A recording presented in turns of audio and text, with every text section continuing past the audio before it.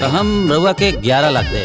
हमार पापा इतना दहेज एक हाथे तो नहीं खन देले बाड़े कि हम यहाँ आके खाना बनाए। चाची छोटकी भौजी ऊपर नाचा तारी।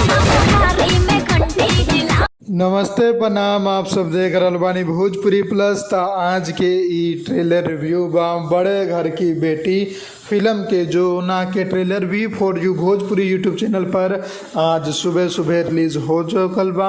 जो ना में अंजना सिंह, यामिनी सिंह और भी अनेकों कलाकार बाड़े। निर्देशक बाड़े यानी कि डायरेक्टर संजीव जी।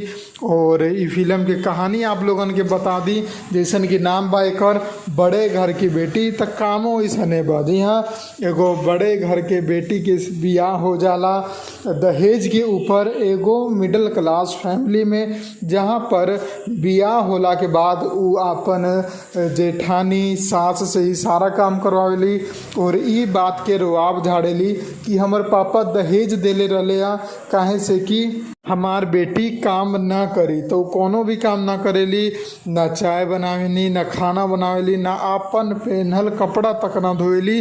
तब जाके ओकर जो ससुराल वाला होला, ओकर जेठानी होला, ओकर सास होला, सब क्यों मिलके ओके सबक सिखावेले और ओके दहेज वापस दे के वापस अपना घरे भेजे के पूरा तैयारी करेले, जना में ओकर पति भी शामिल होला। लेकिन वापस तो सब कुछ मिल जाए, लेकिन उससे पहले जितना हमनी से सेवा करवले बाड़ी उ सारा सेवा ओकरो करे के पड़ी, ऐसा शर्त रखेली। जो ना खातिर उ लड़की भी तैयार हो जाली। और जब ओकर दुर्दशा होखेला काम कर करके, तब ओके बुझाला कि का होला परिवार और का होला पैसा में फ़र्क।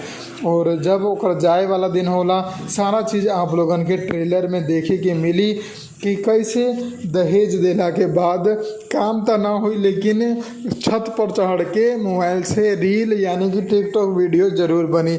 तो बहुत ही शानदार फैमिली ड्रामा वाला फिल्म बा, जो कि आप लोगन के देखे के चाहिए। भरपूर मनोरंजन हुई आप लोगन की।